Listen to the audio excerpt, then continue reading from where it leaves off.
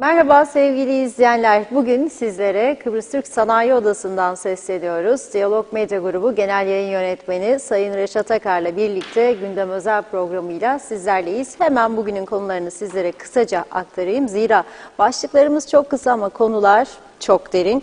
Evet, yolsuzluk ve suistimal iddiaları var. Adada pek çok konuda var ama biz bugün elektrikle ilgili olanı gündeme getireceğiz. 5 yıl sonra yargıda olan Kıptek ihalesini konuşacağız. Zamlar ikinci konumuz olacak. Bu arada Maliye Bakanı Sunat Atun'un Sanayi Odası yönetimiyle yaptığı görüşme sonrasında yapmış olduğu çok önemli açıklamalar var. İtiraf niteliğinde diyor ki devletin kamu borçları çok yüksek rakamlara ulaştı.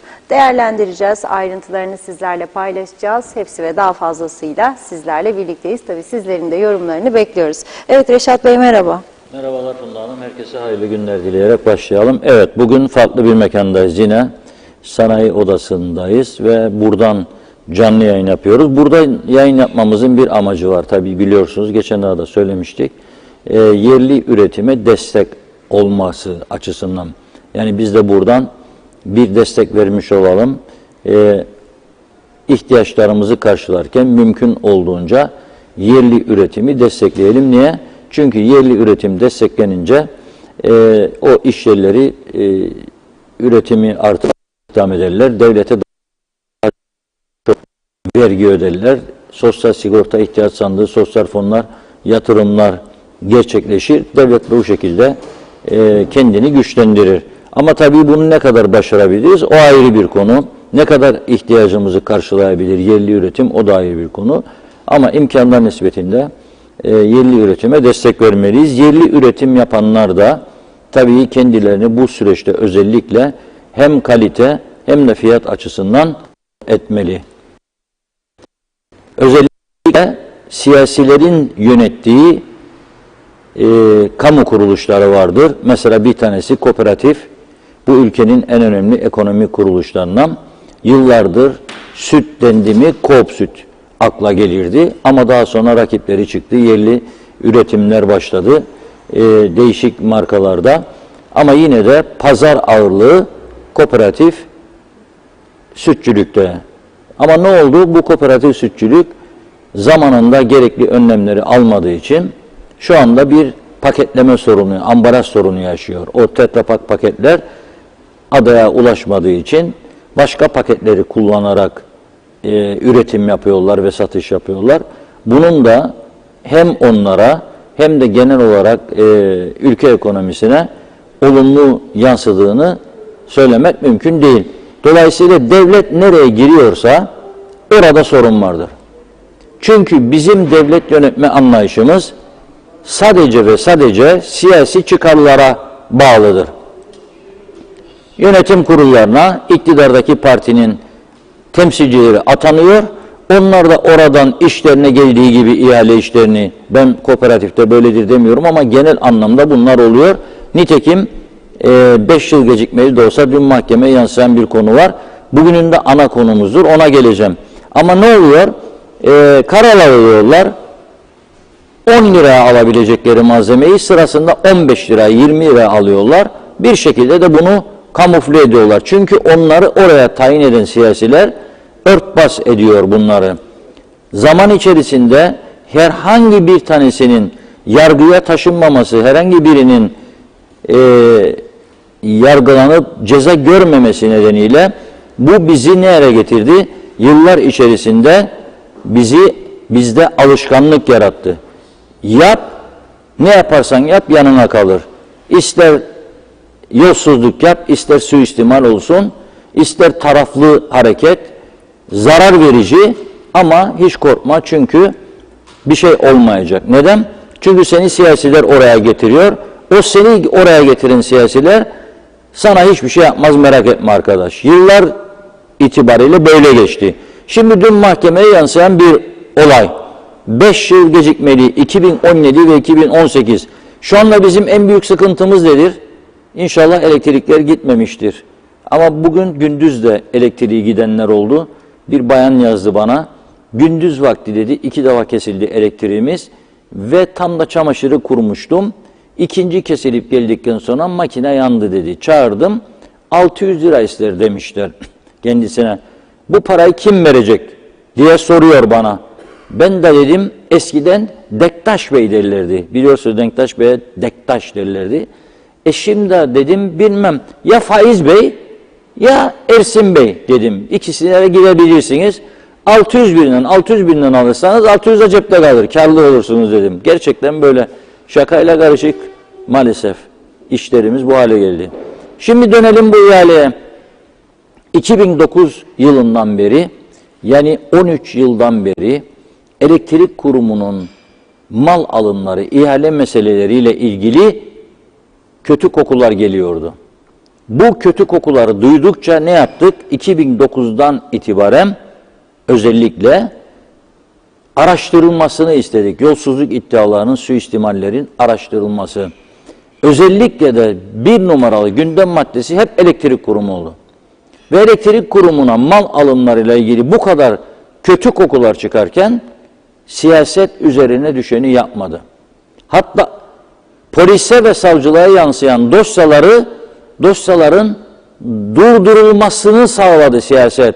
Çünkü onlar da zarar görecekti eğer ileri gitseydi bu dosyalar. Çünkü her yanlışlığın içerisinde mutlaka siyasetin parmağı vardır.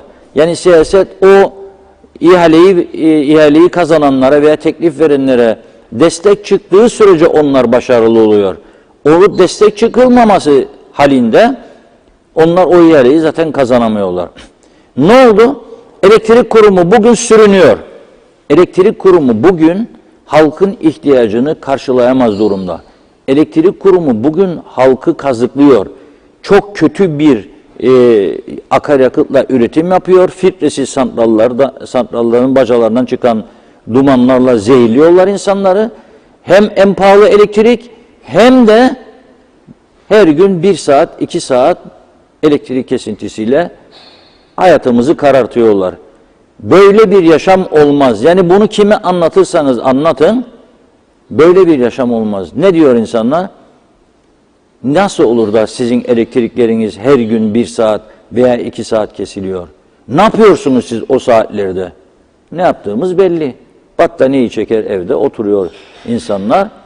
Karanlıkta mum yakıyor ve ağzına geleni de söylüyor ülkeyi yönetenler için. Küfrediyor açık açık. Neden bu hale geldik? Çünkü bu kurumu iyi yönetemedik. Kim yönetemedi? Devlet baba. Bizim ülkemizin en büyük talihsizliği, her zaman söylüyorum, bir kez daha söylemek istiyorum. En büyük talihsizliği sağın ve solun bazı sloganların arkasına saklanarak siyaset yapmasıdır. Savcılar vatan millet Sakarya ana vatan yaşasın forever sonuna kadar, ki bunların büyük bir çoğunluğu sahte milliyetçidir, ben de biliyorum. Böyle yaptığın anda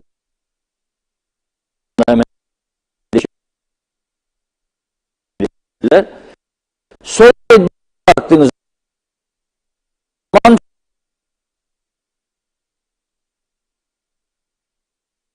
federasyoncu, koruyucu, devletçi, ne oldu? Devlet dediler elektrik kurumu.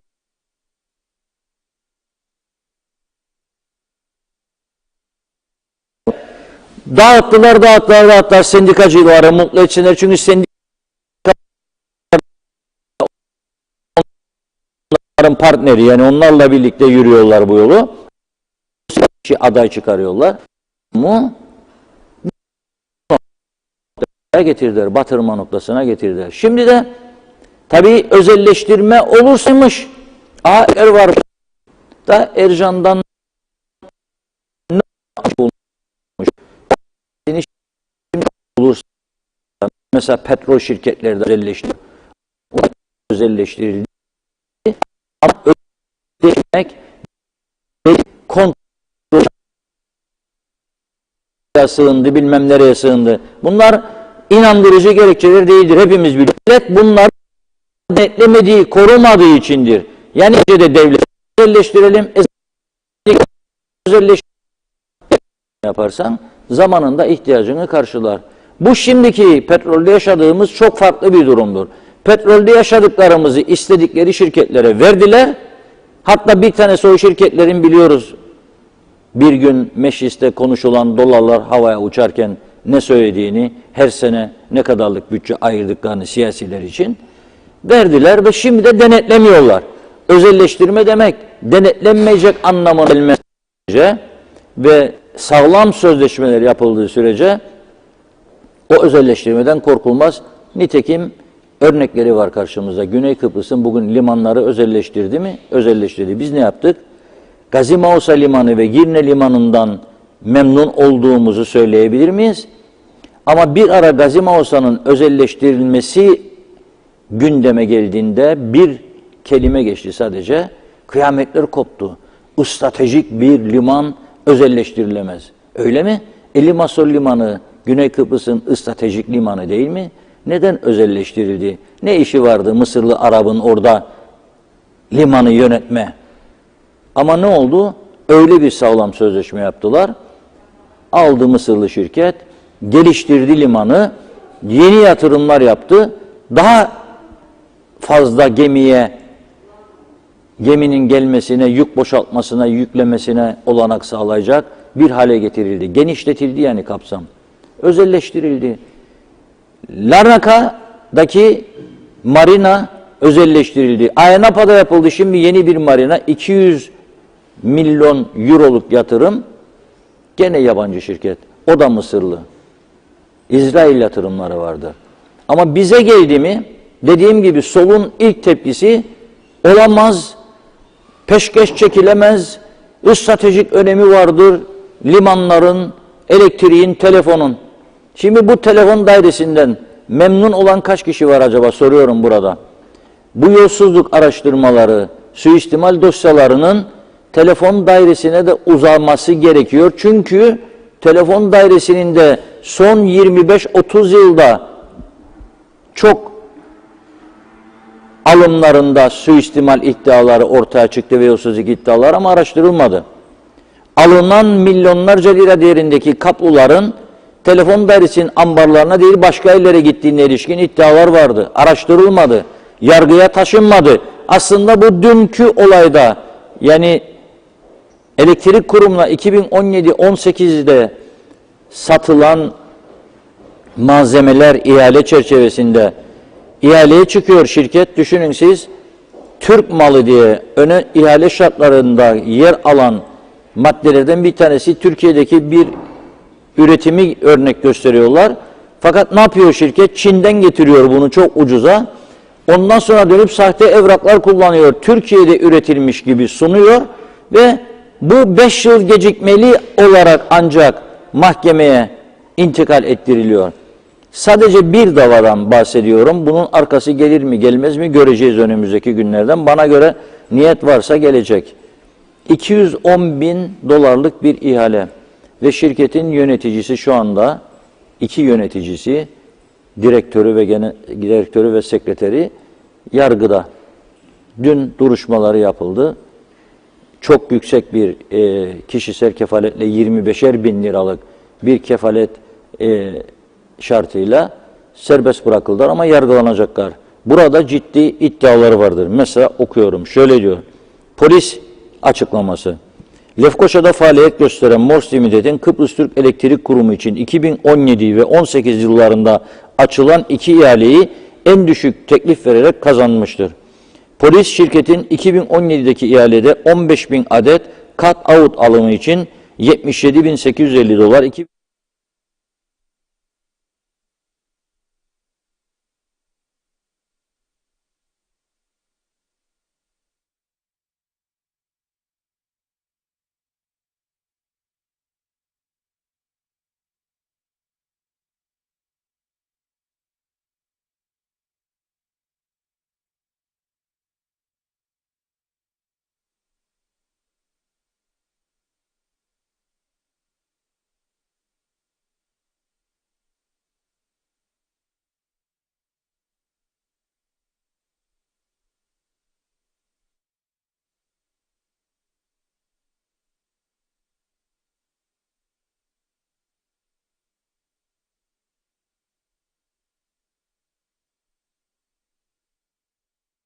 Kıp'taki ait gibi gösterilen yazıların fotokopisinin birçok evrağın 3 adet laptopun ve 1 adet bilgisayar kasasının da tespit edilerek emare alındığını bildirmiş. Şimdi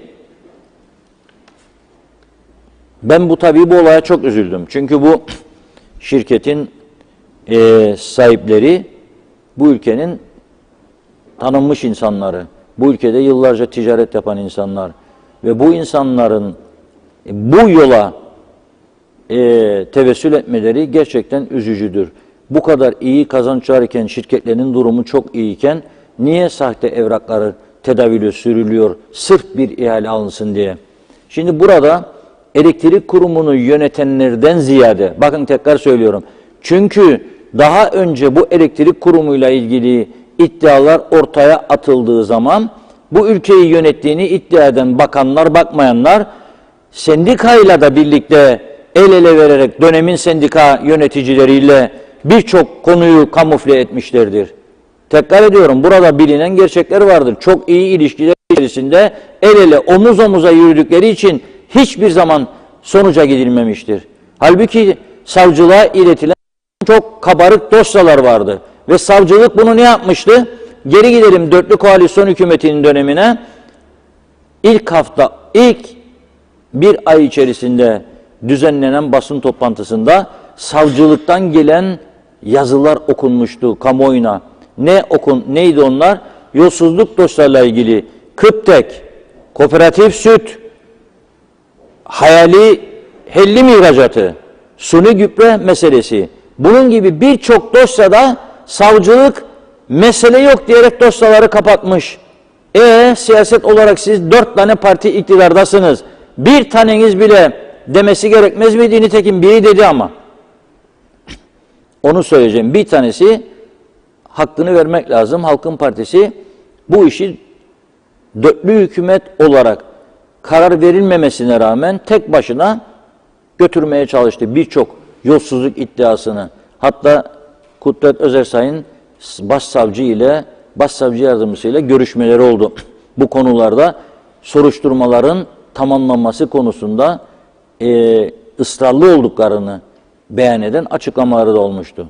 Ama şunu söylüyorum, bir hükümet çıkıyor bu halka, bu ülkeyi düzeltme adına ve savcılığın verdiği o yorumları okuyarak, yani mesele yok demesine karşılık daha ciddi bir topyekün hükümet olarak karşılık vermeliydi. Ne demeliydi? Neden bu dosyalar hazırlandı? Başbakanlık Denetleme Kurulu kuruldu. Onun yaptığı çalışmalar Türkiye'de, Danimarka'da, başka ülkelerde getirdikleri jeneratör alımlarıyla ilgili iddialar var. Arkadaş, yarı fiyatına aynı marka, aynı üretim kapasitesine sahip jeneratörler aynı firmadan yarı fiyat, hatta daha aşağı fiyatlarla size teklifler getirdiler. Yazılı beyanatlar getirdiler. Ve siz bunları savcılık nezdinde ileriye götürmediniz ve ne dediniz ondan sonra? Savcılıkla da anlaşarak mesele yok diye dosyalar kapandı. Kimse kusura bakmasın. En güvendiğimiz organ yargıdır, polistir, askerdir. Bunu her zaman tekrarlıyorum. Kim ne isterse söylesin. Arada bir polisin içinde çürümüş elma armut çıkabilir. Onu da kendi bünyesinde toparlarlar zaman içerisinde. Ama savcılığın bu mesele yok dosya kapatma olayını yeniden canlandırma imkanı vardı. En fazla demokrasiye sahip çıkması gereken insanlar orada iken bu yürütülmeliydi. Şimdi bir adım atıldı. 5 yıl gecikmeli. Hani mesele yoktu? Hani mesele yoktu? Şimdi meclisin bu konuyu ana gündem maddesi yapması gerekir mi, gerekmez mi? Bildiğim kadarıyla yarın meclis var. Bekliyorum, göreceğim bakalım. Bu konu ana gündem maddesi yapılıp diğer bütün mesele yok denilerek kapatılan dosyalar açılacak mı, açılmayacak mı arkadaş?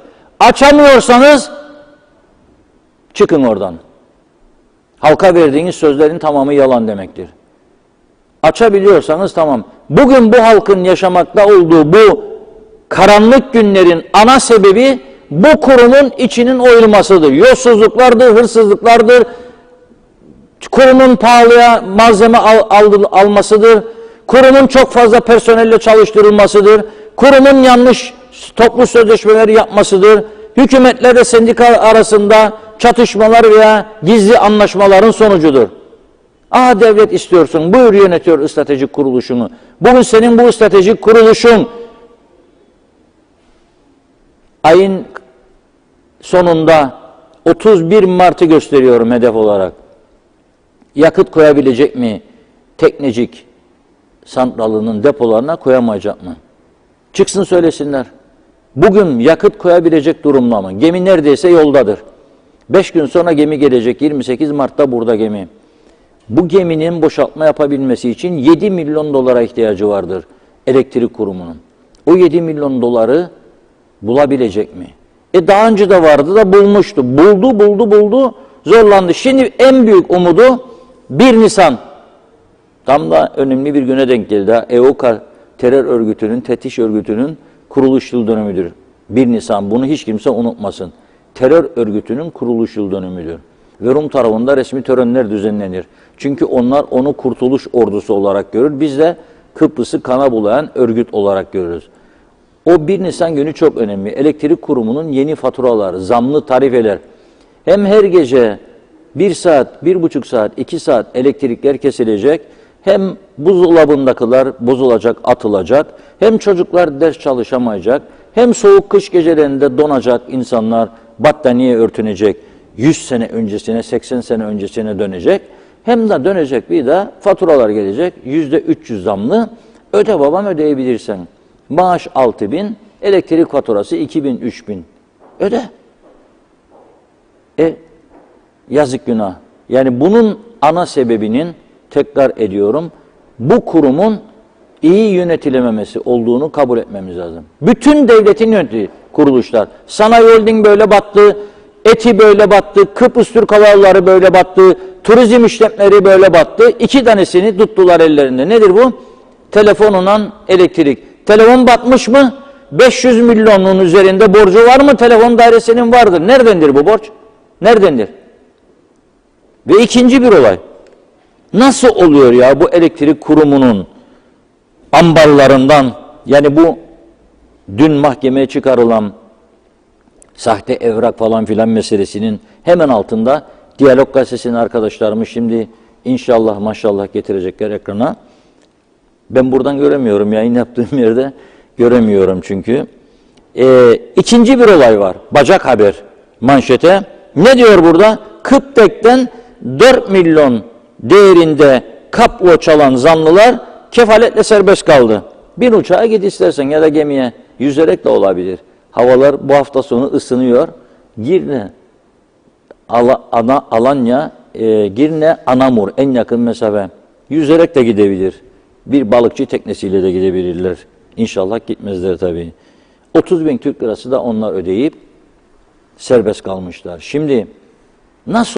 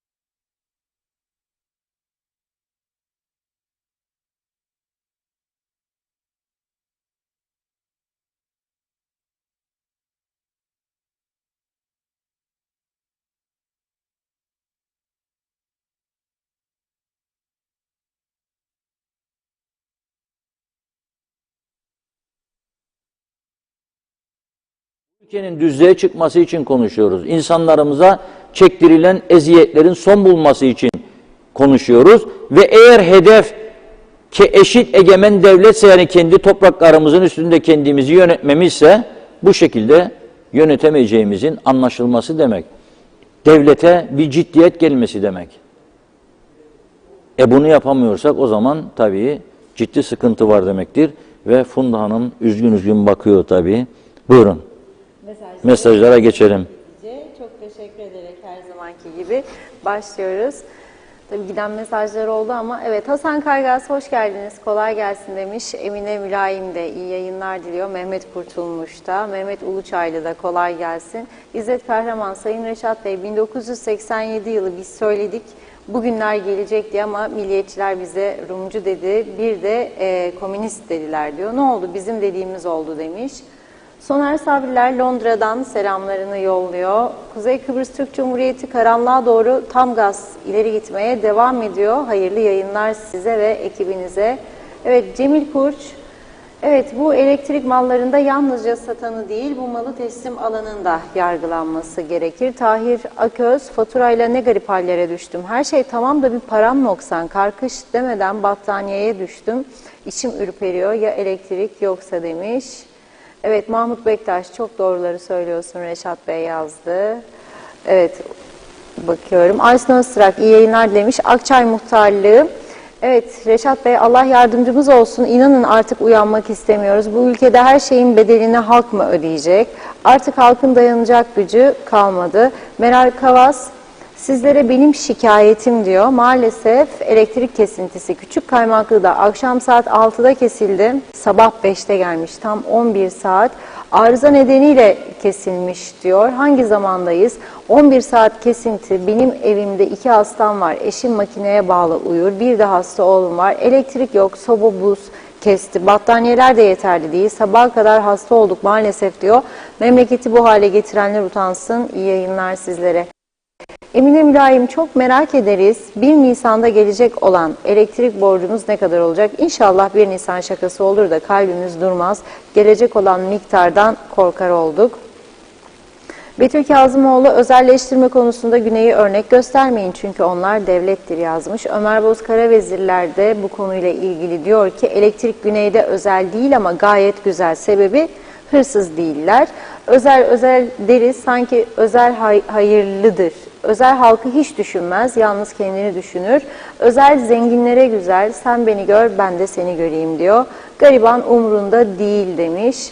Osman Lord Elyeli, Lord Manav, bereketli kuru yemişleri evlere servis başlamıştır diyor. Telefon numarasını da paylaştı izleyicilerimizle. İzzet Kahraman, özelleştirme Ercan'da yapıldı, olmadı diyor, eleştirmiş.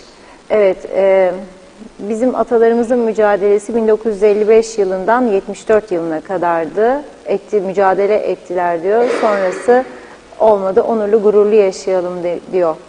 Zor çözdüm mesajınızı ama artık bu kadar oldu. Cansev Yaman, bu ayın 28'i 30'u gibi Kıptek'te yakıtın bitebileceğinden bahsedilmişti.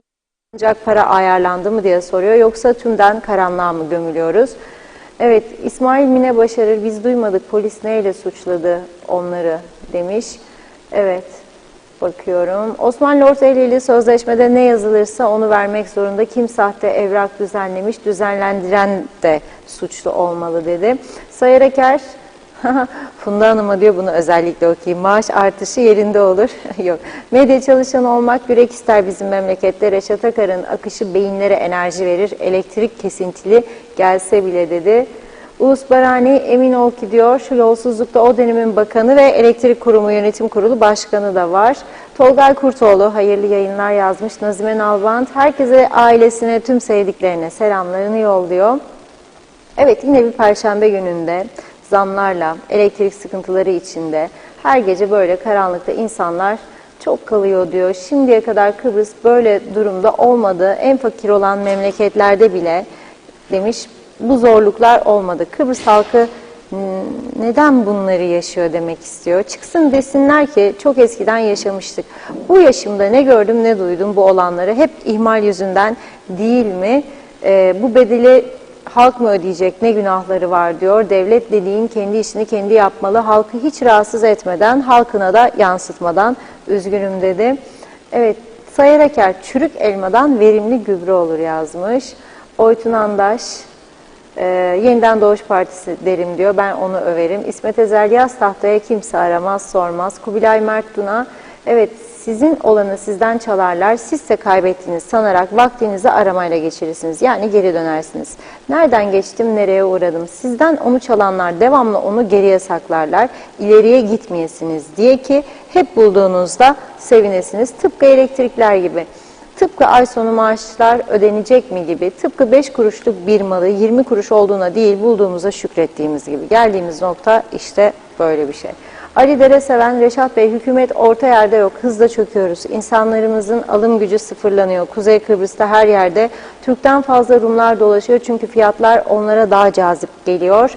Peki bu olumsuzluklara muhalefet edecek olan partiler nerede? Ne yapıyorlar? Amaçları ne demiş? Ülke zor durumda. Hiçbir önerileri ve çalışmaları yok mu? Ne zaman ortaya çıkacaklar? Yoksa bu durumdan zevk mi alıyorlar? Böyle olmasını mı istiyorlar yazdı. Mustafa Musba, helal olsun. Oytun Andaş, unutmadık. Halkın Partisi Maraş'ı açmış olsaydı Türkiye Cumhuriyeti İsrail'le anlaşma yapamayacaktı. Mustafa Ünlü, iyi yayınlar. Nerede görünmüş? Benzinin doları geçtiği kasayı boşalttılar. Hala oğlu, dayı oğlu anasını ağlattılar diyor. Hepsi yalancı. Bu adamlar ne ülkesini ne de halkını seviyorlar. Dur diyelim, bak halkla beraber bu ülkeyi satarlar da. Mahmut Bektaş, elektrik kurumu aile şirketi, devletin gücü yetmez soru işareti dedi. Evet, sesle ilgili, yayınla ilgili böyle bir problemimiz oldu ama şu anda giderildi çok şükür, dışarıda olunca olabilen şeyler. Oytun Andaş, devlet matik bildirimini aracılığınızla elektronik ortamda geçerliliğini sağlamak adına yayınlamak zorundayız diyor. Kuzey Kıbrıs toprakları üzerinde gerçekleşecek görsel işitsel anlamda tüm birey veya grupların resmi sorumluluğu olan çalışma dairesi sıfatına uygun kayıt işlemlerini gerçekleştirmek zorundadır. Söz konusu yasaya en uygun %5 KDV oranıyla derneğimiz aracılığıyla gerçekleştirilmektedir demişler. Evet, Kuzey Kıbrıs Türk Cumhuriyeti Görsel ve İşitsel Sanatseverler Derneği telefon numaraları da var. Evet, Doğan Falyalı, sorunlar çok, en etkileyici olanı ekonomi. Vatandaş markete gitmekten korkar oldu. Uzayda kendini kara delik karşısında yutulmaya hazır yıldız gibi görür. Nasıl benzetme? Titremeye başladı demiş. Girsin mi girmesin mi markete? Sorun bu. Son bir iki mesaj okuyup ara verelim. Tema Yavaş, sıcak Londra'dan selamlar diyor. Burası hala buz gibi. Evet, Hülya Özkoyuncu, uzun zaman oldu fırsat bulamıyorum demiş. Selamlar, iyi yayınlar Londra'dan. Çok teşekkür ediyoruz. Rabia Özcömert de sesimize ses olduğunuz için teşekkür ederiz demiş. Ersoy Borucu, Cumhurbaşkanı'nın diyor ki derhal olağanüstü hal ilan etmesi lazım. Çünkü meclisin bu olayları çözeceği yok dedi. Son mesaj Cengiz Boyacı'dan okuyayım. Kolay gelsin, cesur adam, halkın dili ve umudu oldunuz diyor. Çok teşekkür ediyoruz. Devam edeceğiz. Şimdi sözü Reşat Bey'e bırakalım. Buyurun.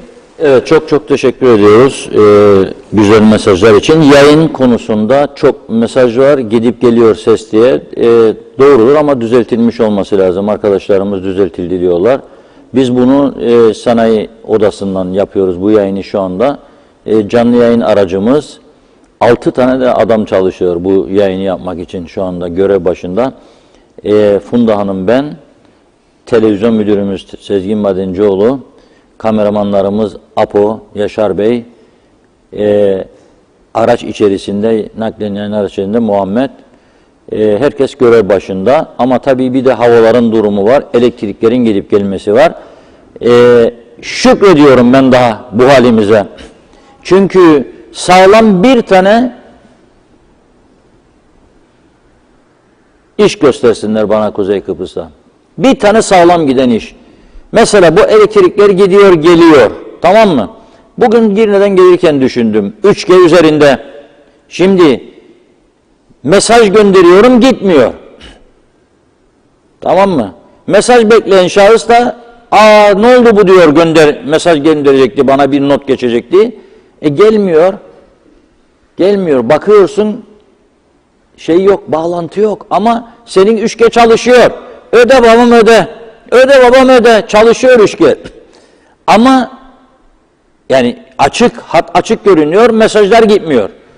Neden? Sorduğum zaman diyor ki elektrik kesintisinden diyorlar. Gene bugün bir olay oldu. Mezarlık konusunda şikayeti olan bir izleyicimiz bayan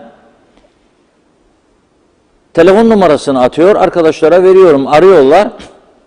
Telefon ulaşılamamaktadır diyor.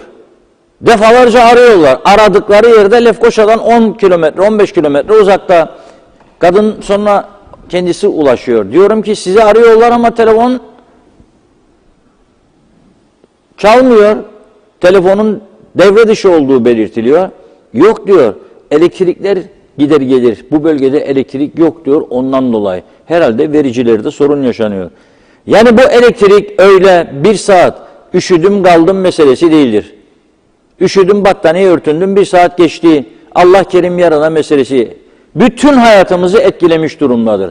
Geçen gün sizlere okudum. Kasaptan kıymayı alıp gidiyor adam. Karısı diyor ki bu kıyma kokuyor diyor. O da bakıyor hakikaten kıymada koku var. Geri dönüyor kasaba bağırıyor sen bana kokmuş kıyma verdin diyor. Kasap sinirleniyor önce yumruklar sonra bıçaklar konuşuyor. Bakın insanlar ne hale düşüyor. Çünkü o buzlukta o et buzluk çalışıyor duruyor çalışıyor duruyor. Tabii ki koku olacak. Yani bundan kaçar yok. Bundan kaçar yok. Şimdi bakın ne diyor Meral Hanım 18'de kesildi dün diyor. Hani bir saatte kesintiler? 18'de kesildi diyor. Sabah 05 2 tane hastam var diyor. Bu insanların halinden kim anlayacak acaba? Sonra bakıyorum nutuklar hala da güzel günlerden falan söylüyorlar bana. Ben diyorum ki inşallah yanılırım. Bu günler güzel günlerimizdir diyorum. Bu günler güzel günlerimizdir. Bakın artık eskimiş, çürümüş jeneratörler devamlı arıza yapıyor Teknecik'te. Yeni 2 jeneratör gelecekmiş. Biri çıktı çıkıyormuş yola diye bir mesajlar. İnşallah çıkar gelir. Ama bu arada her gün 2 tanesi, 3 tanesi devre dışı kalıyor eskilerin. O açığı nasıl kapatacaklar? 2 turist gelsin diyoruz. Turist geldikçe daha çok elektrik gidecek. Hesabını kitabını yapmıyoruz bunun. Geldi turist daha çok oda, daha çok elektrik demektir. Nasıl hizmet verecek bu oteller bu turistlere? Sanayi, yerli üretim için bu yayını yapıyoruz. Yerli üreticiler nasıl sürdürecek durumlarını? Elektrik sürekli kesiliyor. Ben öyle görüyorum ki bizi yavaş yavaş bu sistem babada ulası yaklaştırıyor. Oradan elektrik isteyecek duruma geleceğiz gibi. Şimdi bazı izleyicilerimiz diyor güneyde devlettir.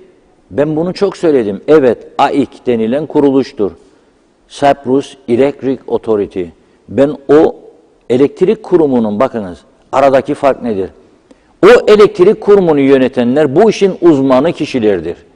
Yani Anastasiadis gitti, Vasiliou geldi değiştirmiyor onu be arkadaşlar. Onlarda siyaset kültürü var, bizde yoktur.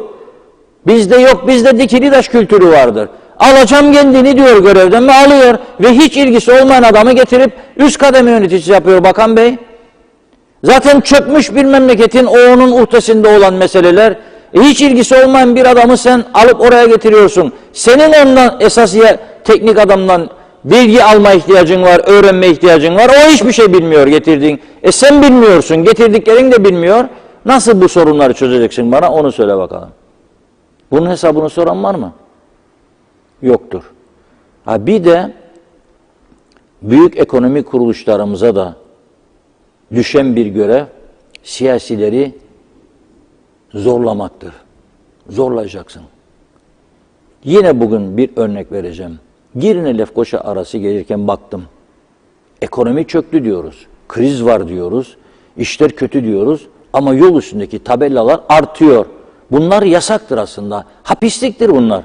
Başka ülkelerde yoktur. Gelişmiş ülkelerde çoktan kaldırıldı yolların üzerinde tabelalar. Trafik suçudur. Cinayet suçudur. Çünkü o dikkatini çekiyor senin araç sürerken. Çevre düşmanıdır. Ama hiç kimse kontrol etmiyor. İsten gidip istediği yere dikiyor arkadaş. Ama enteresan tabelalar görmeye başladım. Afrikalı çocukları falan koyarak isimler var. Şirket isimleri şunlar bunlar. Para falan transfer şu bu. Bunların iznini kim veriyor? O reklam tabelalarının yanıltıcı olup olmadığını ben vatandaş olarak nereden bileceğim? Onun bir kontrolden geçmesi, yanıltıcı olmadığı resmi tescilli bir şirketin ilanı olduğunu öğrenmek zorunda mıyım değil miyim ben devlet olarak? Devletten bir yerden bir onaydan geçmesi lazım. Bir kontrolden geçmesi lazım. Yani devleti siz sadece elektrik kurumunda çünkü çok istihdam yaptı da Sendikalıklar falan mı için istiyorsunuz yoksa ciddiyet için mi? Ciddiyet için istiyorsan her konuda isteyeceksin. Yani yolda o reklam tabelasını ben gördüm ve inandım, gittim, para da havale ettim veya para getirdim. Geleceği gideceği ne kadar eminim. Birinin bana güvence vermesi lazım. Kim? Devlet. Devletten onaylı belgeyle ancak sen bu reklamları yapabilirsin. Var mı böyle bir uygulama? Var mı böyle bir kontrol? Yoktur. Bize de çok ilanlar geliyor gazete. Gazeteye ilanlar geliyor. Bazı şirketlerle ilgili ciddi iddialar var. Ödeyeceğim diyor parasını, diyor koy bunu diyor. Biz diyoruz ki hayır. Hayır. Senin elinde mahkeme kararı var mı? Resmi bir devlet belgesi var mı? Ben nasıl seninle onun arasındaki ihtilafa aracı olacağım? Ama ben sana para vereceğim diyor. Paran sana kalsın. Başkası koyuyor. Koysun. Ben koymam. Ben koymam. Nitekim başka ilanlarda koymuyorum ben.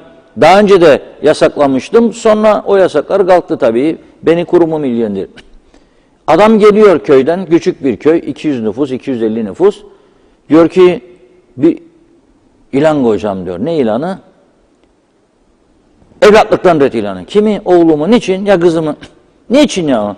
Bir şeyler oldu. İstemem. Yok bu seninle onun arasındaki bir meseledir. Gazete okuyucularını ne ilgilendirirsen evladını evlatlıktan çıkardın veya çıkarmadın. O senin aile problemin. Ama duysun bütün millet. Ha sen onun oğlunu rezil edeceksin ya kızını dışarıda. Bu bizim prensiplerimize aykırıdır. Koymuyoruz. İsterse dünya servetini getirsin benim önüme koysun. Öyle ilan Diyalog gazetesine giremez. Bu bir suçtur aslında.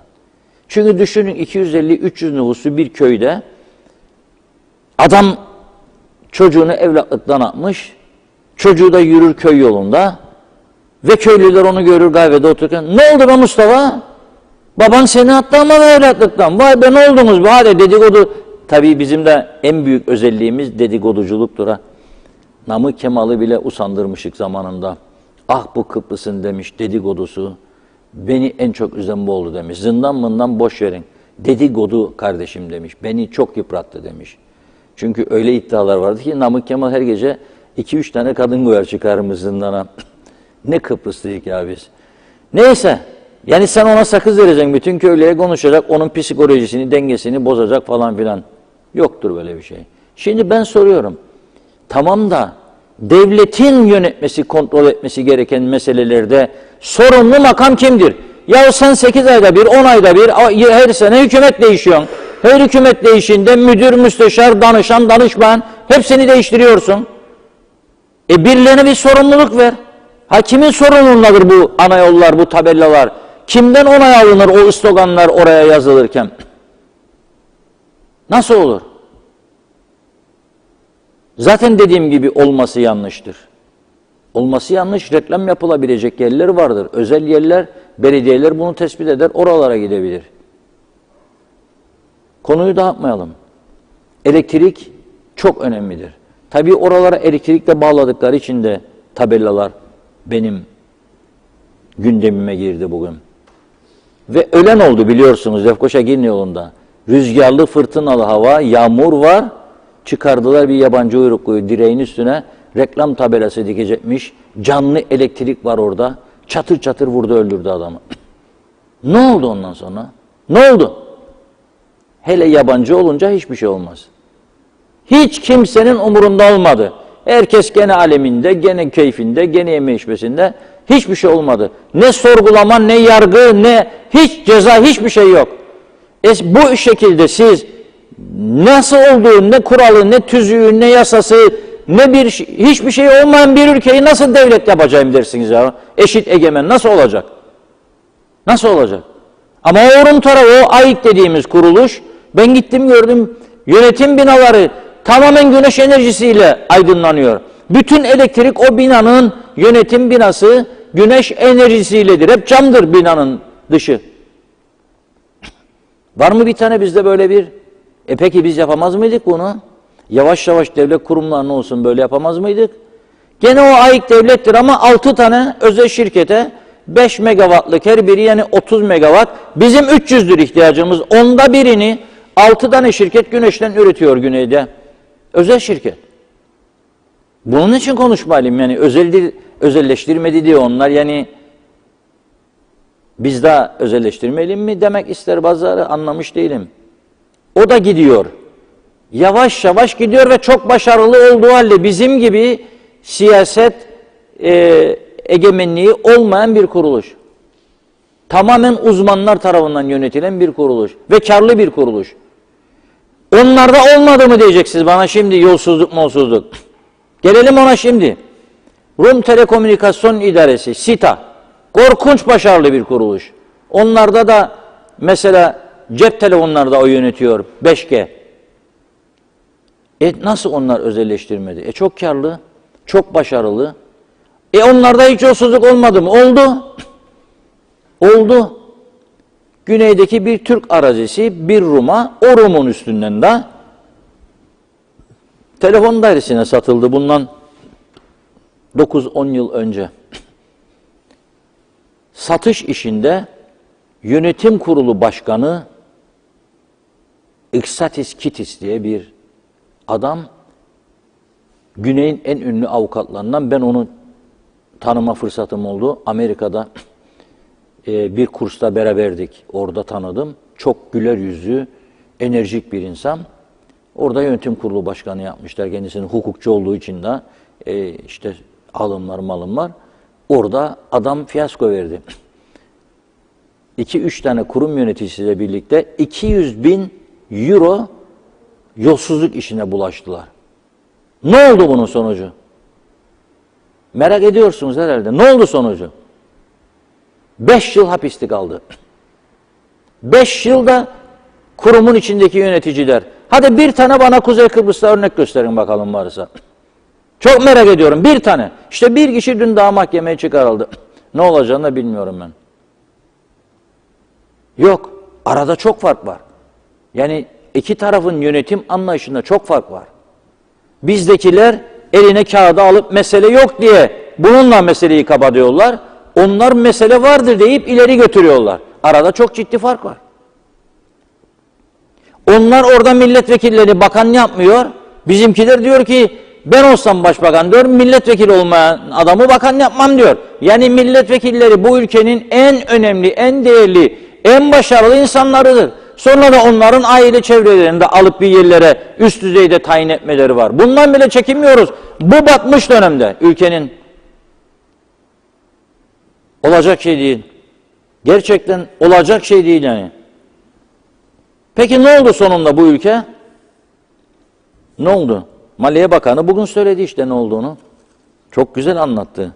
Sanayi Odası Yönetim Kurulu kendisini ziyarete gitmiş. Tabii Sanayi Odası bir yerde tabiri caizse ağlamaya gitti. Battık bittik, elektrik kesintisi, %300 zam, akaryakıt. Nasıl rekabet edeceğim ben? Ucuz üretim gelen. Bende 6.000, 70-80, bürüt 7.000, maliyeti 8-9-10.000. Türkiye'de 3.500. Nasıl mücadele edeceğim gelen ürünlerinden ben? Elektrik daha bağlı, işçilik daha bağlı, akaryakıt her gün zam. Sonuç itibariyle onlar ağlamaya gitti ama Maliye Bakanı'nın daha çok ağladığını gördüm ben. Devletin TAK Ajansı'na yansıyan haberi okuyorum. Şöyle diyor Maliye Bakanı Sonat Atın, kamu borcu ıslığımız 9 milyar dolar, 9 milyar TL'ye ulaştı diyor. Gelecek nesillerin refahından tüketildi diyor. Dikkat edin. Bugünkü Maliye Bakanı söylüyor. Kamu borcu diyor 9 milyar TL'ye ulaştı. Gelecek nesillerin refahını tüketiyormuşuz. KKTC'nin bir yıllık bütçesi 12 milyar.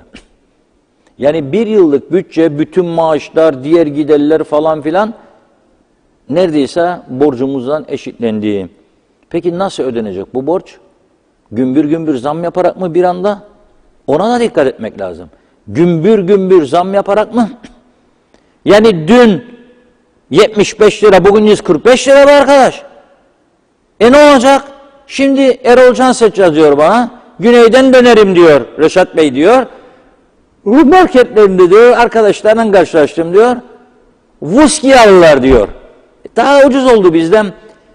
2 gün öncesine kadar onlar gelip bizden viski alırdı, şarap alırdı, sigara alırdı. Şimdi biz gidip oradan almaya başladık. Ne kadar güzel. Akıl nedir halbuki aklın yolu? O tarafın fiyatlarını öğrenip dengeyi kurmaktır aklın yolu. Ama kusura bakmasın kimse. 2 ay evvel İçişleri Bakanı, bugün Ekonomi Bakanı, yani bunları öğrenip de falan filan da uygulamaya koyması öyle kolay değil. Yani 20 sene evvel de yapmış olsaydı bu işi anlarım. Kolay değil. Alırsın fiyatları, dengelersin. Ve bu tarafa gelen her adam, sen bugün Rum'da 100 lira, sende 140 lira olan, sende 90 lira da olsa kar ederdin, gene devlet vergi alırdı. Devlet gene iyi bir vergi toplardı. 90 tut da bari gelsin alsınlar da daha çok satış, daha çok gelir. Şimdi daha az satış, daha az gelir olacak. O tarafa döndü çark. Ha durduramazsın da. 2 şişe aldı mı durduramazsın. 2-3 şişe olsa bagaja hakkın vardır. Gidecek gelecek 4 defa günde 2 şişeden 8 şişe. Efendim sen alkolü mü desteklen? Konuyu saptırmasın kimse. Ben alkolü desteklemem. Ama turizm adasıysan, turizm adası, dün de söyledim, bugün de söylüyorum. Turizmi bildiğini veya turizm yaptığını iddia edenlerin de öğrenmesi için söylüyorum. Bütün gelişmiş ülkelerde turist 2 şey arar. 1, o ülkede can güvenliği sağlam mı değil mi, terör var mı yok mu? 2, alkol fiyatları, özellikle şarap. Adam tatile gitti, içecek. Ona sen dünyanın en pahalı içkisini koyarsan durur orada. Ve gelmez senin ülkene. Senin ülkene gelmez. O yüzden söylüyorum. Yani öyle basit değil. Oturduk da biz, hadi be arkadaşlar yapalım, bir zam da oradan gelecek, bu kadar para buradan gelecek, oldu bitti maşallah. Yapılamayacak, olamayacak, göreceksiniz. Zam yapılması gereken yeri evet yapacak zamanında. Zararına kurum işletmeyecek, evet işletmeyecek. Ama yok da bir anda anormal şekilde zamlarından bir defada yavaş yavaş der. Siga siga der Rum'da. Slow slow. Sen bir defada güm deyip insanları olmaz yani. Gümbürdemenin de zamanı var. Neyse bugün arkadaşımız Ömer Kadiroğlu marketleri gezdi ve bu alkol meselesini sordu, fiyatlar. Vatandaşların görüşlerini birlikte izleyelim.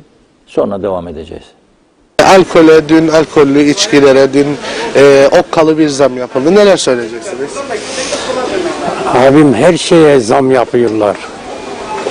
Hükümet yani başarısız bir hükümetin elinde şu anda. Onun için millet bildiği gibi zam yapıyor. Mazot kuyruğu, benzin kuyruğu, içki kuyruğu. Evet. Nedir bu? Sanki savaş mı var ortalıkta ya? Bugün raflar da boşaldı. Rafları da bomboş etmişler. Hiçbir şey yok. Evet, ne olacak böyle giderse? Vallahi sonumuz kötü. Emeklinin sonu çok kötü. Benim söyleyeyim şudur, yani insanların bir eğlencesi, bir yeme içmesi vardı. Orada maalesef ki kısıtladılar bize. Yani lokantaya gidip de yemek yiyemeyiz şu anda. Bir kişi gitse orada en az 300'den aşağı değil insan başı. Onun için bu yönden dolayı ben hükümete çağrıda bulunuyorum. Bu zamları bir an evvel geri almaları lazımdır. Çünkü tüm gıda maddelerine, tüm her şeye, zerzevattır ne olursa olsun yani bayağı yükselişe geçti. Onun için vatandaşın şeyini yaptığını yoklasın ve ona göre bu zamları yapsınlar. Aksi takdirde insanlar eyleme çıkacak, sokaklara inecek. Evet. Benim diyeceğim bu kadar. Evet, bugün geldiniz, içki reyonları boş. Neler söyleyeceksiniz? Şu anda boştur, işte bakıyorum. Ben mesela 85 lira aldığım benim 75 lira şu anda 103 lira yazıyor orada. Artık ne diyeceğim artık bilemem. Ya söyleyecek bir şeyimiz olmadı artık. Yani herhalde dükkanlar kapatacak. Her şey değişmeye başladı. Yani biz zaten kar etmiyoruz. Yeni fiyat koyuyoruz. Koyduğumuz fiyat biz o fiyattan kar edene kadar tekrar kayboluyor. Tekrar fiyat koyuyoruz. Yani bu fiyatlardan kim gelecek, yiyecek, içecek bir ailenin gidip bir içkili sofrada oturması 4 kişilik bir ailenin minimum 1000 liradır artık. Çocukla beraber 4 kişi yani minimum 1000 lira eder insanlar. Evet. Nasıl bu asgari ücreti ha yükselttin, ha yükseltmedin bilmiyorum. Biz kapatacak dükkanları, onlar da kapatsınlar devlet artık. Evet. Sizin meyhane tarzı mı işletmeniz? Bizim kendince meyhane tarzı diyebiliriz. Meyhane tarzı. Peki alkollü içeceklere yapılan zamdan sonra fix menü ne kadar olur? Bilmem ne kadar olursa ne kazanacağım onu da bilmem artık. Çünkü yani yarın ne olacağını da bilmem. Ya ben bugün koyacağım fiyatı. Ben en az 2 ay bu fiyattan sabit kalmam lazım. Zaten bir sonraki hafta gene fiyatlar bu şekilde yükseldiğinde benim yaptığım zam gene kaybolacak.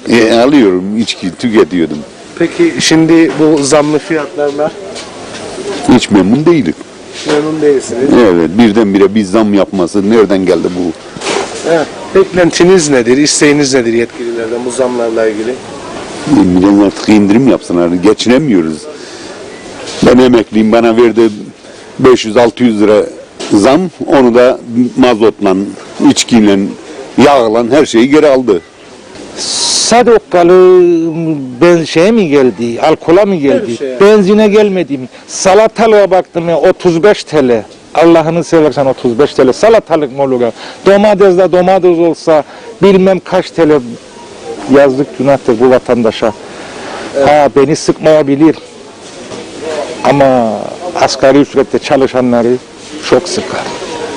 Ben ortalıkta geziyorum trafikten. Dedim ya bu trafik ne ya bu kadar falan. Bir haftadır yavaş yavaş trafik de azaldı. Herkes arabasına benzin, mazot koyamaz. Çok tüketmiyordum ama bazen içerdim. Ha şimdi ona baktım. Ama Baktığınız raflar da boş. raflar da boş. Ne olacak? Beklentiniz nedir yetkililerden? Beklentim nedir bu yetkililerde? Bekleyin, sıkın kemeri, dayanın diyor ama vatandaş dayanamıyor. Dayanacak güç kalmadı. Dayanacak güç kalmadı. Beklentim yani kullanmadığım için bir şey diyemiyorum ama yani biraz daha düşürseler iyi olur. Zaten her şey pahalı. İnsanlar artık hiçbir şey alamıyor. İçki bu kadar pahalı, benzin pahalı, ondan sonra yiyecekler falan filan. Yani herhalde aç kalacağız. Öyle diyeyim. Vallahi millet herhalde unutmak için devamlı içiyor.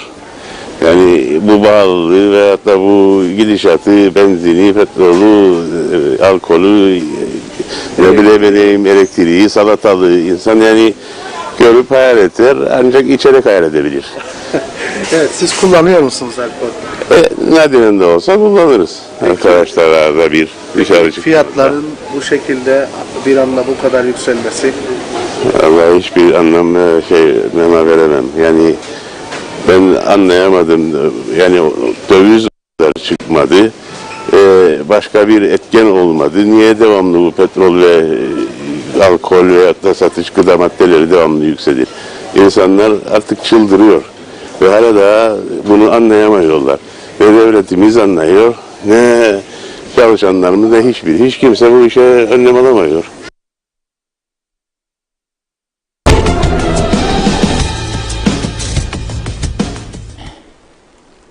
Alkol olmazsa olur, kabul ederim bunu. O sosyal bir şeydir, meseledir. Ama ana gıda maddelerinin fiyatlarını korumaktır önemli olan. Evin ihtiyaçları neyse onların. Şimdi vatandaşlar en fazla salatalıktan şikayet ediyor. Çünkü salatalık gerçekten fiyatı çok yükseldi. Ama diğer esas evin ihtiyaçları, onlarda devamlı zam olması çok sıkıntı vericidir. Sürekli zam ve bu insanlar evine artık doğru dürüst yiyecek götüremez durumda. Çocukların mamaları, sütleri, çocuk bezleri, gıdaları, ihtiyaçları, bunlar gerçekten çok önemlidir ve buna dikkat edilmesi lazım. Fakirlik ve açlık bir ülkeyi çok yıpratır. O ülkenin yönetimini de çok yıpratır, etkisizleştirir. Hele bizim gibi ulusal bir dava var, daha bitmemiş bir Kıbrıs meselesi var. Burada çok dikkatli olunması lazım. Ve bir de işte güçlenecek, tanınacak falan filan meselesi. Gerçekten bunlarda acaba ne kadar samimiyiz? Bunun artık bir ölçümü yapılmalıdır. Ne kadar samimiyiz? Şimdi ben bakıyorum önümüze ne fırsatlar geldi de biz bu fırsatları bir kaçırdık elimizden. Mesela bir tanesi. bu ülkeye dünya çapında ünlü bir banka geldi. Bir zamanlar. HSBC Bank. Hiç unutamam, bir gün Güney Kıbrıs'ta bir alışverişte kartımı verdiğim zaman bana şu soruldu. Sen İngiltere'de mi yaşıyorsun? Hayır dedim. Kıbrıs'ta. Nasıl, sizde HSBC mi var dedi. Evet dedim. Biz kaybettik bu davayı dedi. Aynen Rum'un tepkisi bana bu. Biz bu davayı kaybettik dedi. HSBC size geldi dedi. Evet dedim. Sonra bu HSBC'nin Kıbrıs'tan çekilmesi gündeme geldi. O zaman da söyledim. Aradan zaman geçti. Bir tane KKTC yetkilisi, ey be insanlar geldiniz gitmeyin diye, bu insanların gidip gönlünü almadı, gidip bunları durdurmak istemedi, bunlarla konuşmadı, ikna gücünü kullanmadı. Bu insanlar ayağımıza geldi, burada banka kurdular, bizi dünyaya taşıdılar. İstemedi bizimkiler, gidip adamları burada bıraktırmak için en ufak bir çaba göstermediler. Bir beyanat bile vermediler. Sonra nasıl tanıtacaksın sen beni ya? Sonra beni nasıl tanıtacaksın? Nasıl güçlendireceksin dünya çapında? Ben aklıma geldikçe çok büyük bir üzüntü duyuyorum bu olaylardan. Senin ayağına geliyor bir dünya markası.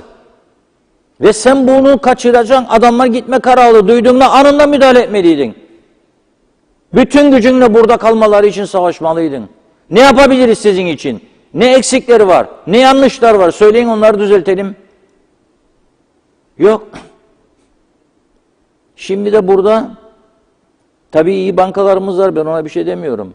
Türkiye bankaları var, yerli bankalar var, ben ona bir şey demiyorum. Ama bir uluslararası zincir buraya gelince senin onu burada tutmandır önemli olan, korumandır. Biz iyi şeylerin hiçbirini başaramadık. Şimdi işte bu tabii sağ-sol kavgası siyasette. Dedim ya, birinin çizgisi, sloganı Vatan Millet Sakarya, Forever. Birinin sloganı Federasyon, devletçilik. Hepsi de bu devlet kurumlarına tepeden tayin yaptılar, hala yapmaya devam ederler. Hala mesela elektrik kurumu, şimdi konuşuyoruz. Son 2 yılın yönetimi çanta hazır gitmek istiyor, bekliyor. Her an alınacak görevden. Yeni gelenler oturacak, işe girecek, alışacak. Onlar başlayacak. Yeni gelenler diyecek ki bizden öncekiler batırdı, ben ne yapayım diyecek. Ondan sonra gelenler, onlar da öyle diyecek, bizden öncekiler batırdı. Hiçbirinin sorumluluğu yok ha bu işte. Bir kuruş sermayeleri var mı içinde elektrik kurumunun ki yansın ciğerleri? Yok. Onu tayin edenler ne söylerse onu yapmak durumundalar. Şunu yap derler, yaparlar, bunu yap derler, yaparlar. Yapmayan da var ama yapmayanı zaten çok uzun süre tutmazlar orada. Şimdi çok soru gördüm ben. Ne olacak bu elektrikler diye. Ben buradan söylüyorum. İnşallah düzelir. Ama kurumun üst düzey yetkililerinden aldığım bilgilere göre daha da umutsuzluk var. Çünkü yakıt bitiyor, yakıt. Az kaldı.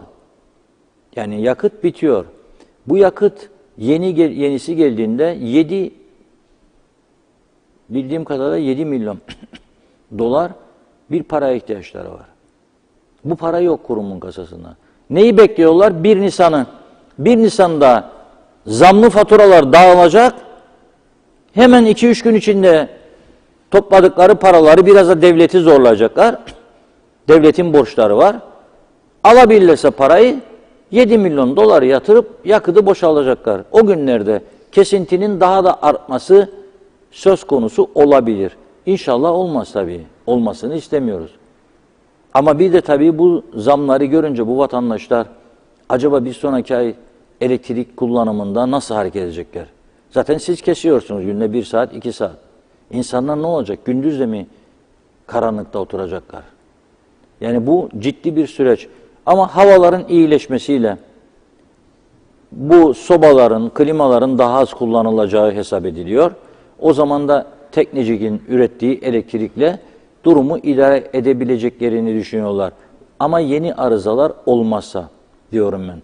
Ama bu kurumu artık bunu da, kooperatifi de, telefonu da, çok ciddi bir şekilde ele alma zamanı gelmiş geçmiştir. Bu kurumları ya eğer devlet yönetecekse adam gibi yönetecek, yeni yasasını, tüzüklerini yapacak, kesinlikle ve kesinlikle şartlar girecek yönetim kadrosu için. Hiçbir şekilde başbakanıdır, bakanıdır atamayacak bunları. Münhal usulü olacak ve çok ciddi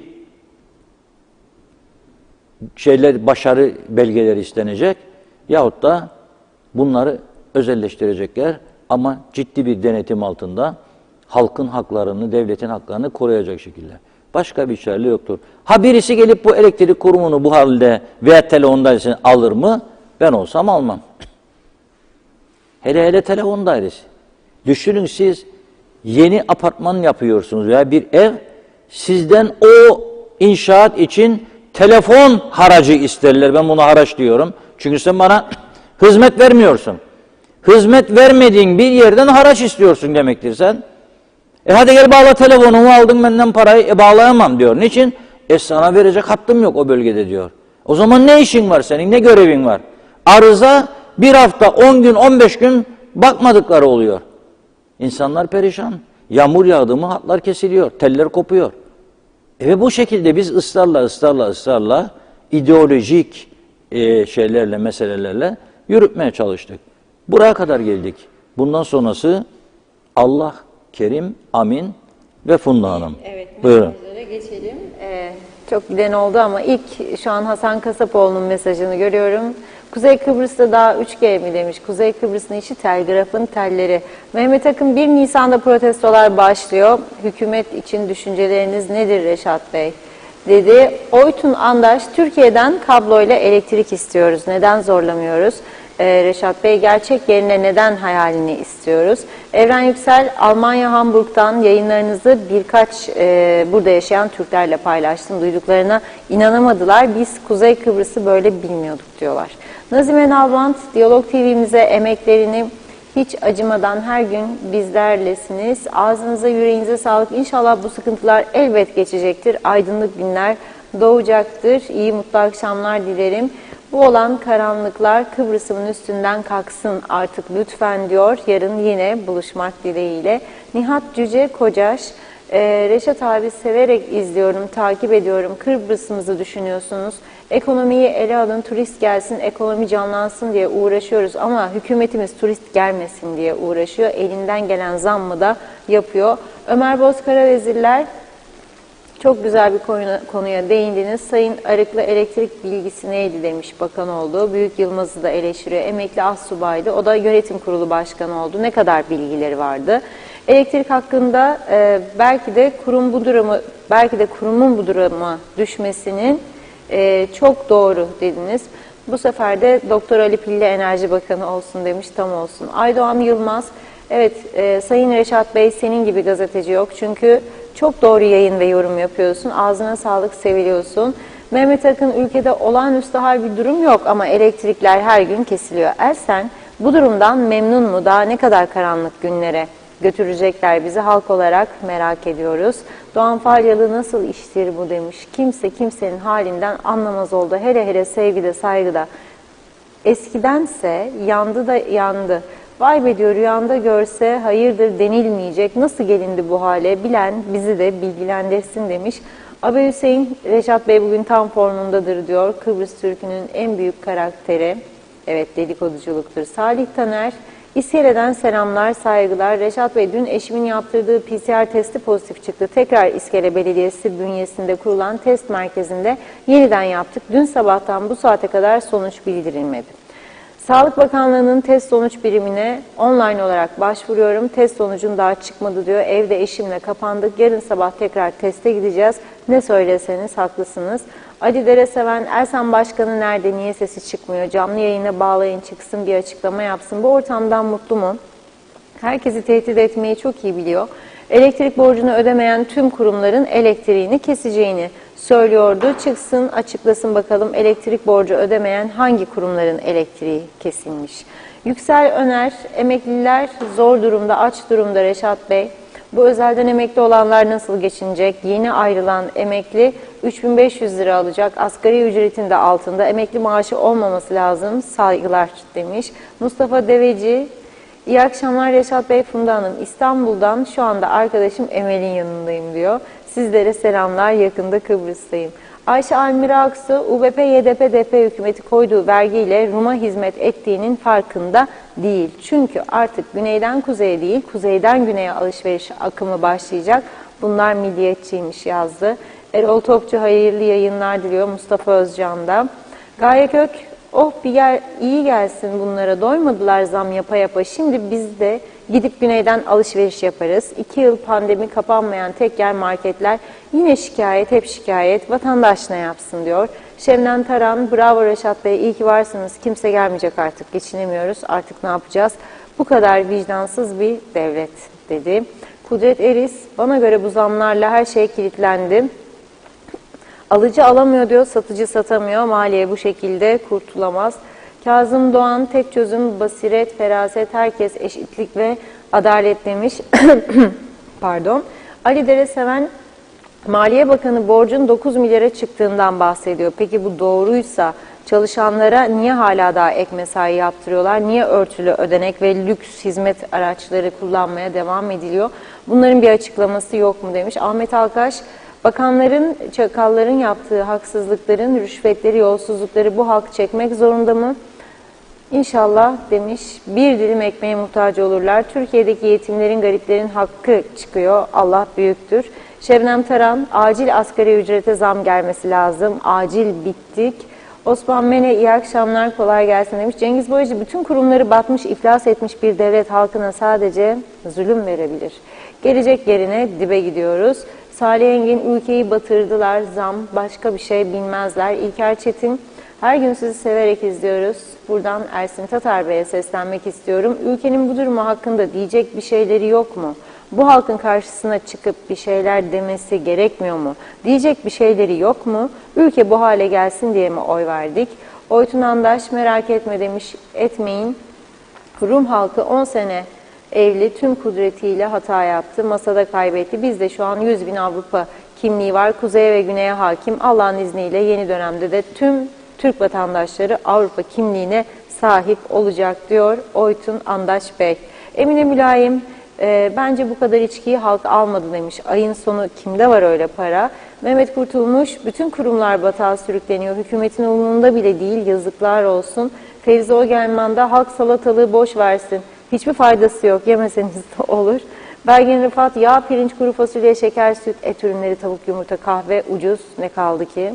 Hiçbir şey. Çağatay Dolunay, Reşat abi, gelişmiş, kalkınmış, halkına hakkını veren, huzur, güvence sağlayan ülkelerde temel prensip etik siyaset anlayışı ve bunun uygulamaya konulması başı çeker. Muhalefet partileri de bunun bilincinde, çünkü yapılmadığında hesap sorulacağının, hiçbir yanlışın yanlarına bırakılmayacağını ta baştan biliyorlar. Ne yazık ki bunların hiçbiri bizde yok. En kötü ihtimalle de insanoğlu ufukta bir ışık arar. Şahsen ben karanlıklardan başka bir şey görmüyorum. Allah yardımcımız olsun demekle de durum düzelmeyecek. Kültürü bozuk, toksik siyaset anlayışına sahip siyasiler aynaya baksınlar demiş. Sonuna okuyayım. Zarif Genç, biraz da baştakiler kıssın harcamaları diyor. Hizmet araçlarını minimuma indirsinler, harcamalarını azalsınlar, günahtır bu halkın ensesinde demiş. Lingiri oynarlar, çalanlar ödüllendirilir, onların cezasını da halk öder. Çok ciddi önlemler alınması gerekir ama önce baştakiler örnek olsun dedi. Bir iki mesaj okuyup ara vereyim. Evet, Yüksel Güner, devlete yük olan kurumlar özelleşsin dedi. Güner'in yeri, yarın Ramazan, herkes oruçta, taş mı yiyecek? Hiç bu halkı düşünen yok demiş. Yüksel Güner, biraz da onlar sömürsün bizi diyor. Yusuf Soytürk, ne yaparlar ama faturaları nakit öderiz, anlamak mümkün değil dedi. Son olarak Oytun Andaş, devletimiz sağ olsun çadırda da yaşarız demiş. Serhan Şengül'ü de okuyayım, öyle ara verelim. Serhan Şengül. Ayşegül Şengül, acaba yapamadık deyip istifa etmeyi düşünen var mı diyor. Devam edeceğim, sözü Reşat Bey'e bırakayım, buyurun. Evet, istifa mı dediniz? İstifa ayrı bir meseledir. Yani istifa etmek kolay bir iş değil. Vatandaş sizi seçti getirdi buraya, vatandaşa karşı sorumluluğumuz var derler size söylediğiniz zaman. Niye istifa edeceğim? Beni halk getirmedi mi buraya? Hatta şunu söylerler. O beni eleştiren adam var ya, ben ondan 150 oy fazla aldım diyor. Tamam, aldıysan ne oldu 150 oy? 150 bin oy fazla alsan ne olacak? Siyasete giriyorsun bir şeyler yapmak için. Yapabiliyorsan buyur. Yapamıyorsan şapkayı alıp gitmektir doğru olan. O da yok, bu da yok. Tabii bu arada bizim de yüzümüzde ışıklar az olduğu için karanlıktayız diye özelden de yazanlar var. Açıktan programa yazanlar da var. Ne oldu yüzünüz diyor bana, karanlık gibi çıkıyor, bir şey mi oldunuz, bir yere mi sinirlendiniz diyorlar. Yok diyorum, ışıklardandır. Canlı yayın yapıyoruz. Bulunduğumuz yerde ışıklar az. Bizim ışıklarımız da demek ki geçen davada gördük yetersiz kaldı. Bunu güçlendirecek bir tedbir bulmamız lazım. Bir sonraki program burada olacaksa gene ara ara sanayi odasında yapacağız bu programları. Bunun amacı da programın başında söylediğim yerli ürünü teşvik etmek için. Bizden böyle bir şey istendiği zaman biz de buna varız dedik. Desteğimizi koymaya çalışıyoruz. Yerli ürünleri tercih edelim. Yerli ürün, yerli tesislerin çalışması, istihdamın artması veya en azından istihdam edilmiş olanların devam etmesi demektir. Çünkü bir de işsizlik durumu başlarsa Sosyal Sigortalar Kurumu şu anda emekli maaşlarını ödeyemeyecek duruma geldi. Bu ay yani 3-4 gün sonra emekli maaşlarını ödeme gününe kadar 175 milyon Türk lirası para bulması lazım. O yüzden Merkez Bankası Başkanı ile görüştü yeni Çalışma Bakanı 2 gün önce. Bu paranın bulunması lazım. Para bulunursa yani Merkez Bankası daha da borçlanmaya izin verirse ancak, ama programın başında okudum. Maliye Bakanımız Sunat Atun bugün Sanayi Odası Yönetim Kurulu'nun kabulünde kamu borçlarının 9 milyar Türk lirasına ulaştığını, gelecek nesillerin refahından tükettiğimizi söyledi. Bu tabii ki bu borçları ben yapmadım ya da Funda Hanım ya da APO. Bu borçları bizi yönettiğini iddia edenler yaptı. Bakanlar uygularıyla borçlandırma dediler. Devlet kefaletiyle. Devletin kefalet olarak verdiği ne vardır? Mesela ben bankaya gidip borçlanıyorum. Ne vermem lazım? Bankada ne isten kardeşim benden? Bir evcik alacağım. Evcik alacaksan ev bankanın üstüne. Ayrıca getir bakalım 3 tane 4 tane kefil. Peşinatı da ver. Öyle bana verecek krediyi.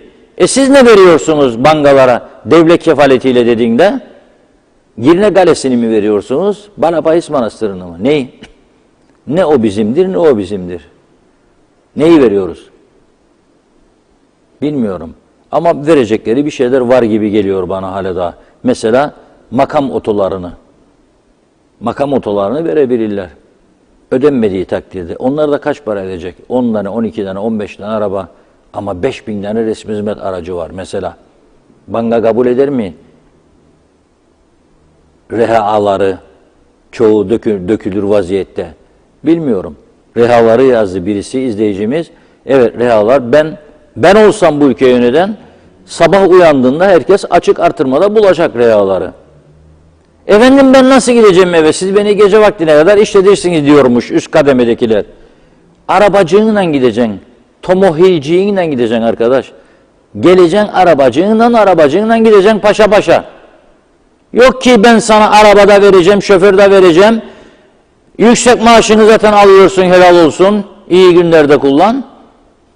Yakıtı da dolduracağım. Ruhsatı sigortaya da çıkaracağım. O çok güzel. Başka? Arıza olduğunda arızayı da tamir edeceğim. Başka derdin? Çıkamadık işin içinden. Bitti bu iş. Bu arada mesajlar geliyor. Gitti gene elektrikler diyenler var. Aman bu romantik ortamda sizlere bir piyanist bir de kemanist dinleteceğim. Muhteşem. En iyisi hangisi? Yazarsınız altına.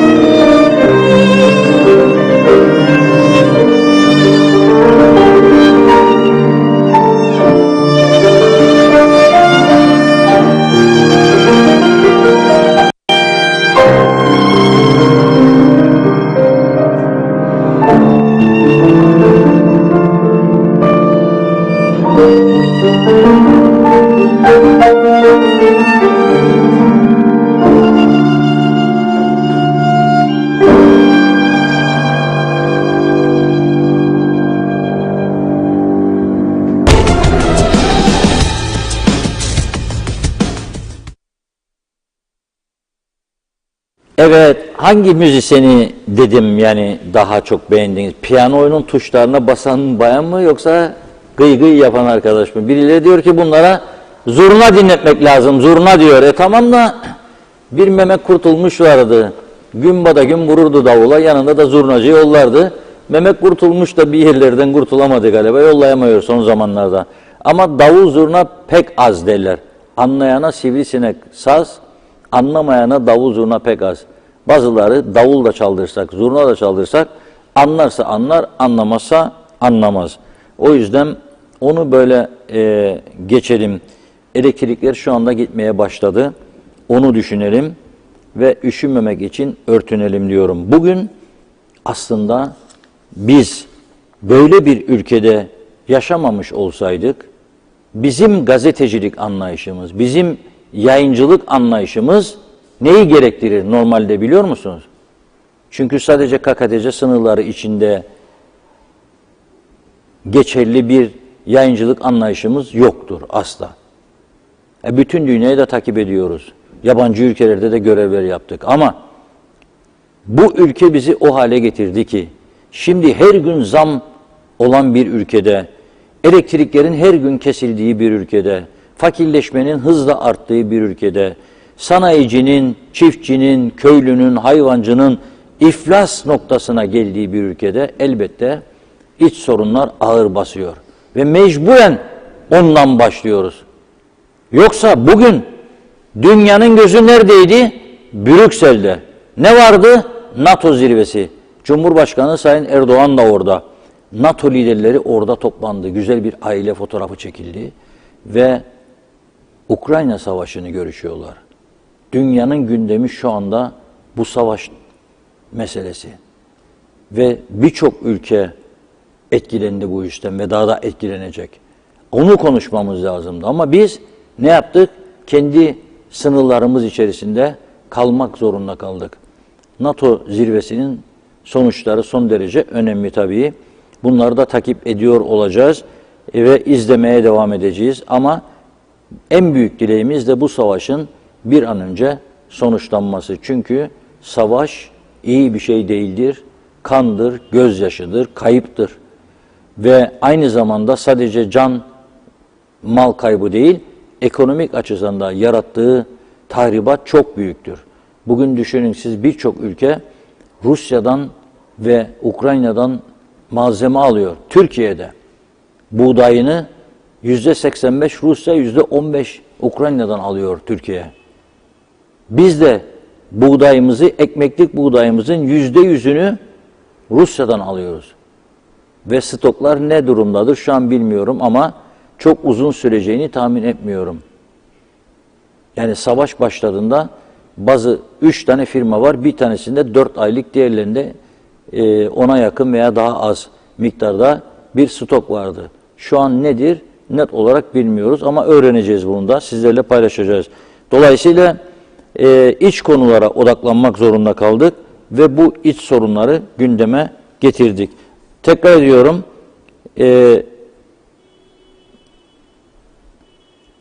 ucuz tüketime diyor bir vatandaş %35 fon geldi diyor. Pahalıya da diyor %4 alkollü içecek fiyatları. Dikkatimi çekiyor, birisi yazıyor bana, satış yapan birisi. Ucuz olana diyor mesela diyor ucuz içki içen, rakı içen mesela %35 fon geldi diyor. Pahalı viskiye diyor %4 geldi diyor. Bilmiyorum, emin değilim. Onun için bu konuda daha fazla bir şey söyleme durumu yok. Bugün bu kadarla noktalıyoruz programımızı.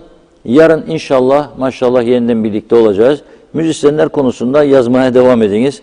Program bittikten sonra da göreceğim. Ama sanatlarını konuşacak olursak çok güzel, çok tatmin edici bir müzik sundular bizlere. Gönül rahatlığı içerisinde mum ışıklarında da olsa bir gece geçirelim. Yarına Allah kerim bakalım. İnşallah yeni zamlarla uyanmayız sabaha. Mum satıcılarına da bir uyarı yapalım. Vatandaş muhtaçtır diye fiyatları istediğimiz gibi gümbür gümbür artırmayalım.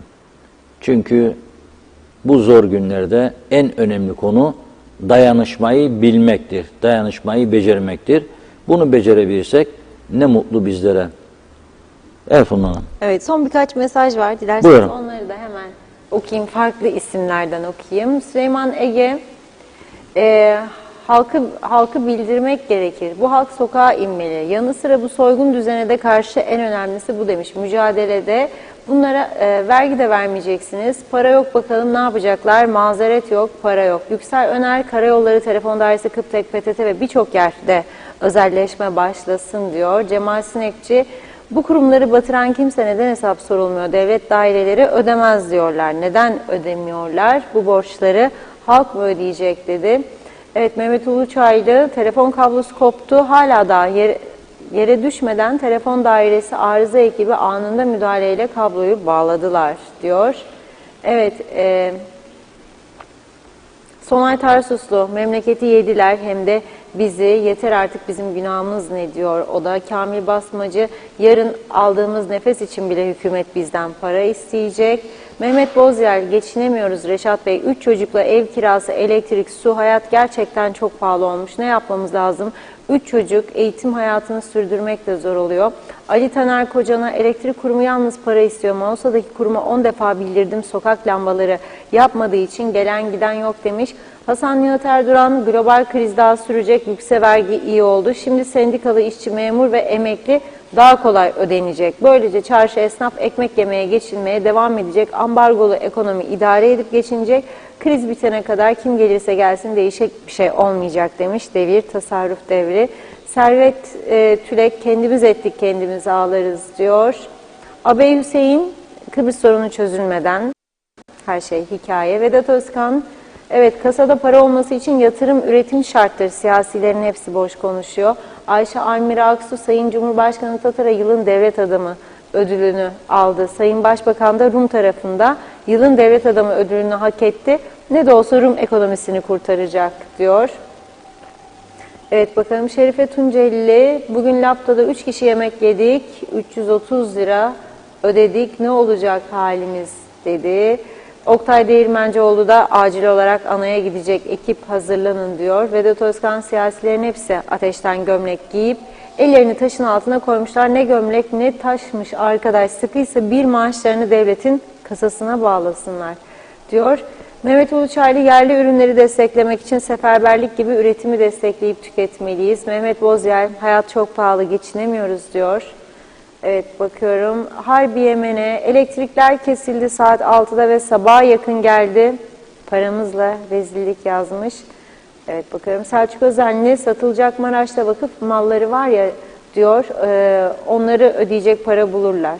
Lütfi Toruntay, sizlere bugün Aras'ta çarşısına gittim. Gitmez olaydım diyor. Bir dokun, bin ah işit. Herkes ağlar pahalılıktan dolayı diyor. Her tarafta bu bakanlar değil yiyenler. Hiç gitmezler mi acaba belediye çarşısına? Çok üzüldüm, teşekkür ederim. Turgay Gezen, her şeye rağmen çözüm vardır diye başlamış mesajına ve diyor ki kamu maliyesi üzerinde yük sayılan ödenekleri kesmek bu gibi zor zamanlarda yapılması gereken. Fakat bırakın bunları yapmak, bütçe üzerine ek yükler bindirmekte. Belediyelerle uğraşacaklarına bana göre öncelik kamu reformuna verilmeliydi. Çünkü bütçenin %85'i cari ödemelere gitmekte. Hükümet edenler bu gerçeği görmüyor mu diyor. Evet, Belgin Rıfat, onlar bile koltuğu paylaştı. Acaba bizim bakanlıklara da bir bakan bakmayan mı atasalar? Biri yalnız önündekileri, diğeri de sağa solu arkayı takip etse belki başarırlar. İkisi de güzeldi. Özellikle kemancı daha başarılıydı demiş. Ayrıca müzik için Halil Enes Saraç, anladım ki bu ay elektrik faturası az gelecek derken elektrik kesildi abi. Ali Deri Seven, hiç bildirmeden o da diyor bir anda elektrik gitti. Soğuk mu var, evde rahatsız olan mı var? Akıllarından geçiyor mu? Çok iyi hatırlıyorum demiş. 20 sene önce İngiltere'de 1 dakika elektrik kesintisi olmuştu. Az kalsın hükümet olduğu gibi istifa ediyordu dedi. Zeynep Toros, tek kelimeyle muhteşem, sizlere çok teşekkür ederiz demiş. Evet, bakıyorum. Deniz Karadeniz, kişiler, firmalar başının çaresine bakmalı. Kamudaki olağanüstü israf devam ediyor. Yaşar Aracı, hükümet her yere zam yaptı ama kendileri bir türlü kısıtlama yapmıyor dedi. Evet, bakıyorum. Son mesaj Hasan Nihat Erduran'dan okuyayım. O da diyor ki ambargoluyken yatırım üretim yapsak kaç yazar? Ulaşım bile yok demiş. Evet, böyle ticaret, turizm olmaz ki. Pardon, bir mesaj daha vardı, lütfen okuyunuz demiş. Evet, iyi yayınlar, programın adı Vatandaşın Sesi olmalı, bu programın adı. Büyüklerimiz sağ olsun ki bir zamların önüne geçemiyor. Sadece 2 güneydeki petrolü düşürdüler. İşten eve geliyoruz koşarak ama elektrik gitmeden yemeğimizi hazırlayalım diye. Ben çok isterdim programa bağlanıp konuşmayı. Pandemi sadece Kuzey Kıbrıs'ı vurdu. Tüm dünya vatandaşına sahip çıkıyor demiş Güler Tüylü. Evet, çok teşekkür ediyoruz. Bugünlük mesajları burada noktalıyorum. Son olarak Reşat Bey, eklemek istediğiniz var mı diye sorayım. Evet, herkese çok teşekkür ediyoruz. Yine yoğun bir gündem vardı. Yine yoğun mesajlar vardı. Çok çok teşekkür ediyoruz. Sanayi Odası'ndaki bu yayınımızı sonlandırıyoruz. Herkes kendine iyi baksın diyoruz. Yerli üretimi destekleyin diyoruz. Üreticilere de iyi ürün, dengeli fiyat politikası öneriyoruz ve yarın yeniden görüşmek umuduyla hoşça kalın diyoruz. İnşallah güzel haberlerle birlikte oluruz. İyi akşamlar dilerim. İnşallah. Teşekkür ederek programımızı burada sonlandırıyoruz. Yeniden görüşünceye dek hoşça kalın.